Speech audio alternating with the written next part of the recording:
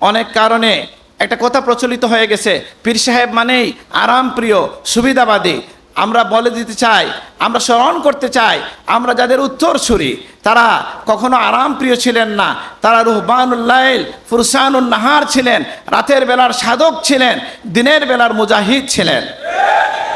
সুতরাং আপনি যদি ইতিহাস দেখেন, আমরা যদি প্রশ্ন করি যে সর্বপ্রথম ওলি আল্লাহকে, আমার ধারণা আমার ছাত্র ভাই অনেকেই বিভ্রান্ত হয়ে যাবেন, কিন্তু যে কোনো সুফিয়া কেরামের তবকার কিতাব যদি আপনি খুলে দেখেন, হেলিয়াতুল আউলিয়া বলেন, তাবাকাতুস সুফিয়া বলেন, যেখানেই আপনি খুলবেন প্রথম ওলি আল্লাহর নাম লেখা আছে কে? আপনি আশ্চর্য হয়ে যাবেন, আমাদের আকা মাওলানা মুহাম্মদুর রাসূলুল্লাহ সাল্লাল্লাহু আলাইহি ওয়াসাল্লাম।